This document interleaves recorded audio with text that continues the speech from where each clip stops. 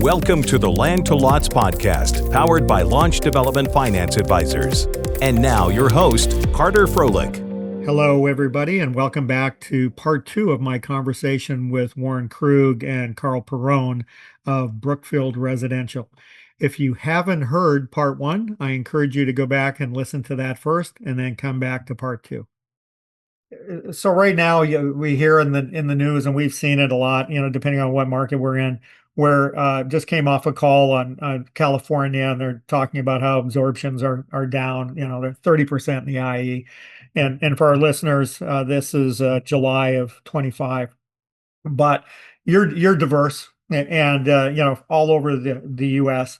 Has that diversification of markets helped the company, or is everybody kind of in the same boat right now?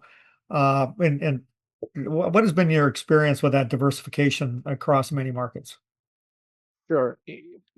For sure, the large footprint helps. We don't have any overexposure to any particular market. We've benefited over the past couple of years having a large land base in places like Austin and Phoenix and parts of the Southeast. And as those markets have cooled over the past little bit, we've seen even today, Pacific Northwest, some of the states Carl mentioned up in the Northeast, really strong, resilient markets, and they're supply constrained, high barriers to entry, capital intensive, and so for sure having the diversification helps a lot, because I'd say we've been in a little bit of a unique circumstance over sort of that 21 to sort of mid 24 timeframe, where every market, you really could paint the market with a broad brush because everything was going up. No, we're not in that market today, but the flip side of that is, I wouldn't say with a broad brush the whole market is terrible. We still have certain markets performing, certain sub markets, and it's you have to be a lot more tuned in and plugged in, and this is kind of where we thrive, just given that we have so many people in so many markets. I'll echo that, Warren. I think the more and more we look at the markets, even some of the states that you mentioned, Carter, that have, I think, in some cases very fair headlines, in other cases I think a little unfair. One of the things, we listen to all the public builder calls, just like probably anybody listening to this podcast probably listens to the public builder calls, and what you hear all of the leaders of the public home builders out there saying is, we're managing our business community by community. And I think that's right. I think that's what the market is today. Even in some of the more troubled areas, what we're realizing is that, these markets are hyper regionalized. So we've got a good example of two deals in the same MSA, 10 miles apart. One is exceeding expectations by 150%, and the other one's lagging by about 25%. 10 miles away, not too dissimilar. It just happens to be that one's in the right part of town and one is in a part of town that maybe was underwritten wrong or what have you. So it's just, it's not necessarily that a market holistically is bad. I think, and I think something that we try and focus on, especially for our partners and clients, is understanding the asset and really taking the investment business an asset at a time. Yeah, absolutely. And we're finding that too. I mean, we're busier than we've ever been, but these projects, most of which that we're working on, are so large, they never really stop. They may slow down a bit, but there's always something you need, whether it's entitlements, I mean, there's plenty to keep people busy. And so as we sit here today, and we talked about it a little bit, where we're at in this marketplace, where, at least it changes every day. But the basic economics, you have all the noise over here, and it's easy to listen to the noise. But I think what the three of us are saying, there's basic economics, and we have to think through. Is there job growth? Is there opportunity? Is there regulatory issues or not? In different states, completely different universes for the most part. Are there any areas that you're really focused on now? You're in many other areas. Are you wanting to reload in certain markets that you're in currently, or are you, using the bad news, if you want to call it that, to cut better deals and and find better economics? Yeah, you know what? I think again, like the benefit of the platform we've now set up is, to your point, you never take your foot truly off the gas. Like it's you definitely you pull it back, Mhm. and you may be a lot more selective. We're certainly seeing a lot of the deals that builders are bringing us, they've gone and renegotiated the underlying land agreements, and then it makes it a lot more palatable for us to look at investing in.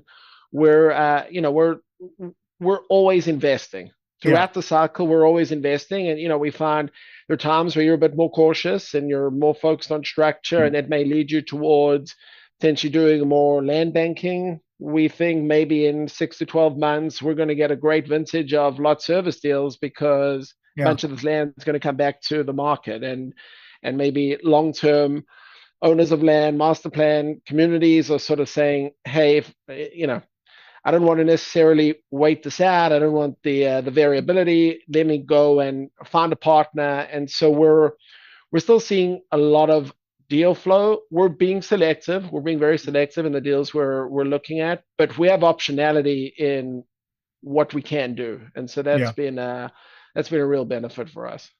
One of the big pieces to that is the stable dynamic capital that we have access to. So Yeah. as things move in a direction, in a certain direction, we can access different kind of investment thesis capital to capitalize on an environment.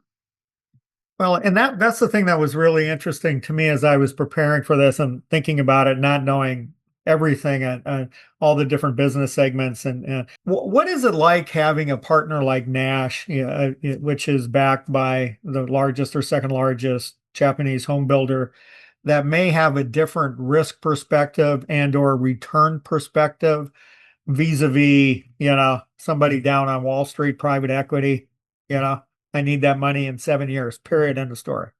Warren, Carl, make sure I have it here on my desk.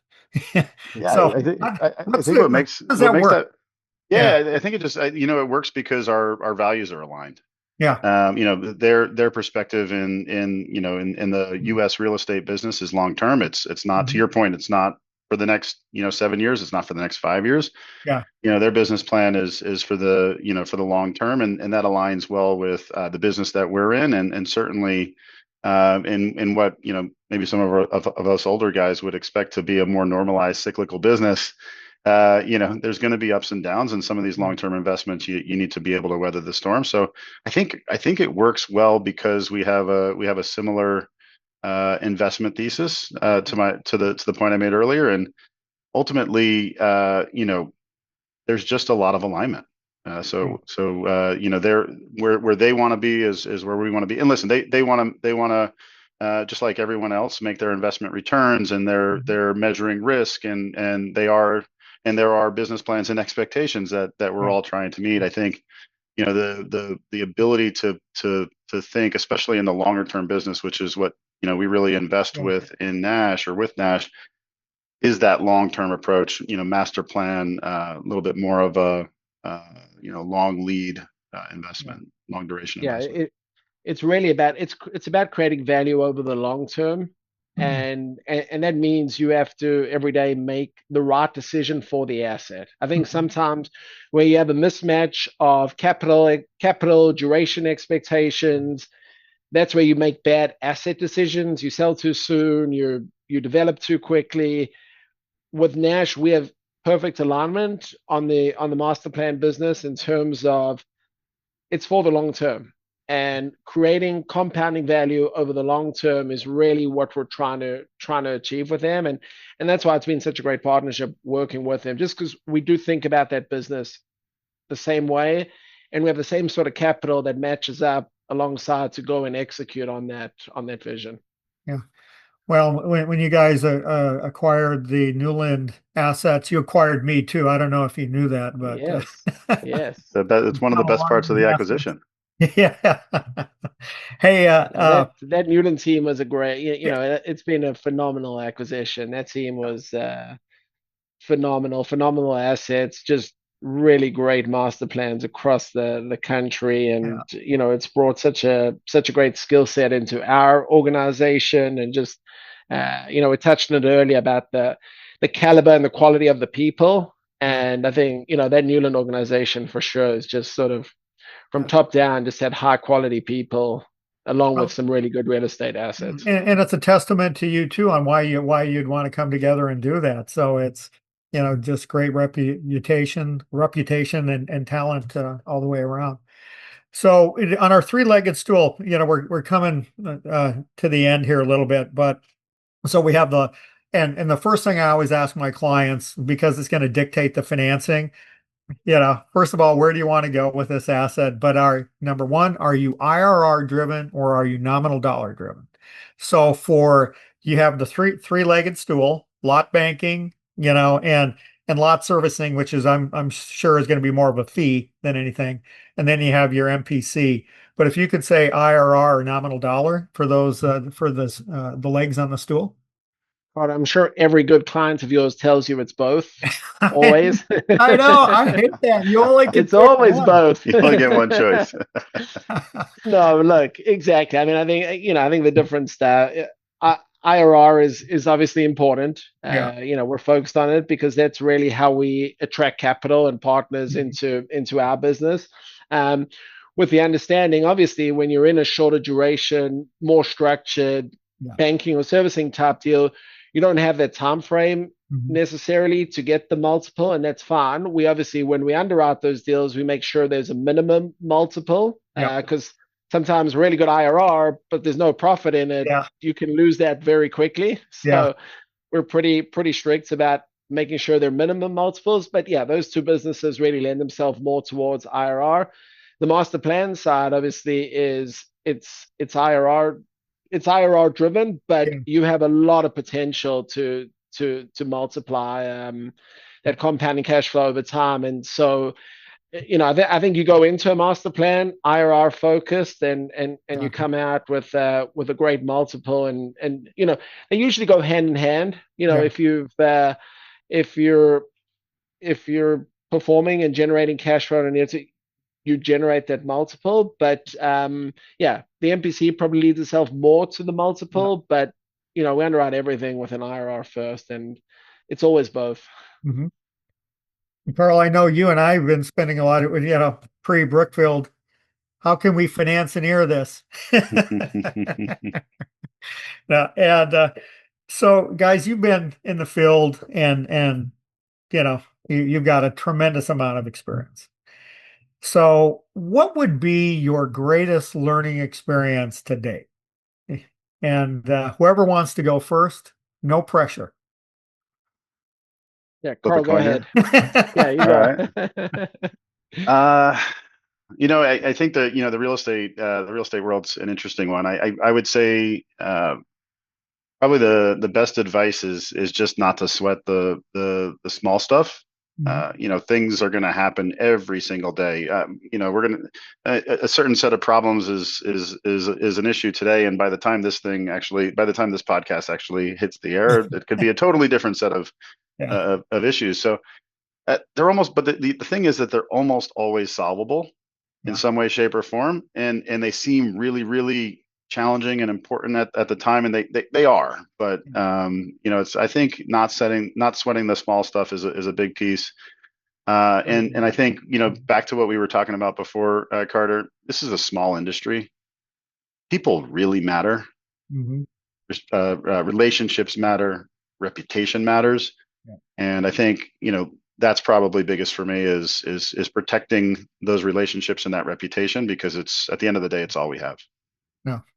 Excellent. Warren, thank Yeah, you. I think one of the best piece of advice I got when I first joined Brookfield back in 2009, which was, a great time to be in the home building business. And I can't remember, one day I was working on I was working on some spreadsheet. I got my big Excel spreadsheet in front of me, and was he talking about one of the assets? And my boss at the time sort of came forward and said, he basically told me I'm not allowed to talk about the assets until I've gone out and actually walked the dirt and seen the assets, because you can't really tell anything from an Excel spreadsheet. Yeah. And that really stuck. Go out, get a feel for what's going on around it. It's hard from Google. Like, look, the technology these days is great, drones and maps and everything else, but you do it every day, getting out in the field, walking the dirt, sort of seeing the potential of what it could be. And then over time, sort of seeing the community come to life Yeah. is one of the most rewarding. I have the same message with my team today. I encourage, whenever anyone wants to get on a plane and go see the real estate, I encourage them to go do it, because it just gives you such a different perspective when you are underwriting and in that Excel model. So that's probably one of the best pieces of advice I got, was get out there, go walk the dirt. Great. And you got me thinking, just on that, walking the dirt and looking at projects. What has been the most eye-opening, and let's just talk about amenitization of MPCs, something that was really, oh, that's really cool. May have been real expensive. It may not have been. It may have been more of a social engineering type event, or it may have been a physical structure. Is there anything that you've seen recently that you thought, you know what, that's really cool? I always go back to our and I hate using one of ours as an example. It's just the first thing that pops in my Yeah. in my mind is our Eastmark community in Mesa, Arizona. Mhm. Really in the call it the community center of that master plan. There's a farm that provides farm to table goods to a restaurant that's adjacent to it, that's adjacent to the community center, that's adjacent to an amphitheater, that's adjacent to one of the best schools in the country, that's adjacent to a beautiful park system. That confluence of all of those things, and that's what we try and create, I think, in a lot of our communities, is this confluence of all of the different things that people in a community really want, can have access to with a short walk or bike ride or ride in the car. And I think that's executed really well, and I think that's something we've tried to replicate many times. Great. Warren, any thoughts? Yeah, I mean, I think we walk a lot of properties, and really on the master plan side of things. Personally, I love the when you sort of blend nature into the community. And I think people, whether it's walking trails, the biking trails, like when done well, and as Carl said, when it's sort of not on the periphery of the project, but sort of weaved in and integrated into it. And whenever you're out, there are people out and they're using it and sort of living it. When done well, sort of including all the trails and stuff into the community, I love seeing that, because it sort of brings it alive. Yeah, and I know I'm preaching to the choir here, but we're all finance, investment type folks. But at the end of the day, I think the three of us, share a real passion for creating meaningful places for people to live, because at the end of the day, that's what we're providing. And, to the IRR, nominal dollar, that ultimately is what is going to move the needle on price and pace. So I'll tell you, Carter, people have gotten, I think our industry in general has just gotten so good at it. yeah. Some of these large master plans, Mhm. that we certainly have in our portfolio, have these great systems, and they're extremely well planned and integrated Yeah. throughout the life cycle of the project. Yeah. From start to finish, there's always a plan of connectivity and all those things. But as we think about even our development services business and some of the deals that we land bank, these a lot of times are a lot Yeah. smaller communities. And I'll tell you what, there's enough people out there doing a really great job. I'm Yeah. really excited about where we've come I think as an industry and Mhm. where we go, because it's I think all builders, developers have really recognized the value add that it brings. The days of the park with the ramadas and that's it.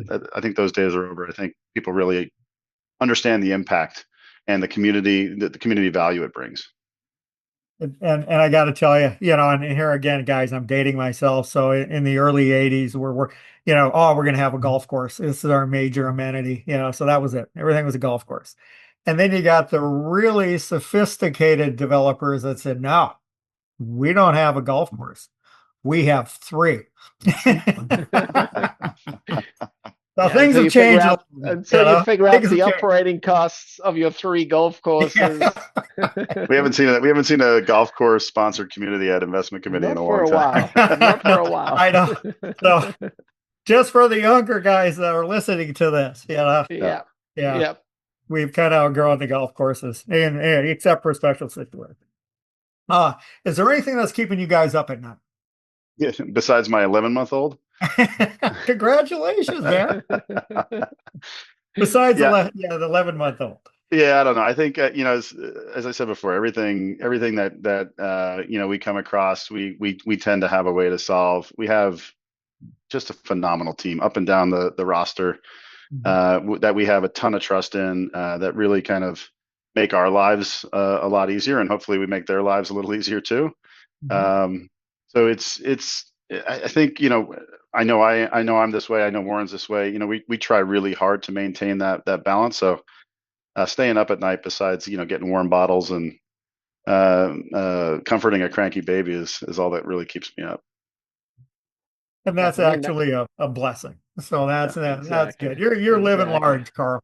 I was going to say it's nothing for me because I know that Carl's up thinking about it. But, well, that's how it works. No, exactly. No, and look, in fairness, like I think for all 3 of us, we all love this business. It's not like you sort of like you turn it off when you get home from the office. We're always thinking about it, whether it's nights, whether it's weekends, vacations. Just last weekend, my wife and I were away and headed a couple of hours out the city, and I think I must have pulled over at least 3 times and gone and seen a couple of our communities. And my kids have walked more model homes than they probably wanted to. And so for us, it's what keeps us up at night. Like I think we're just always thinking about this business. We're always reading articles. Always, it's a fun business, and we love doing it.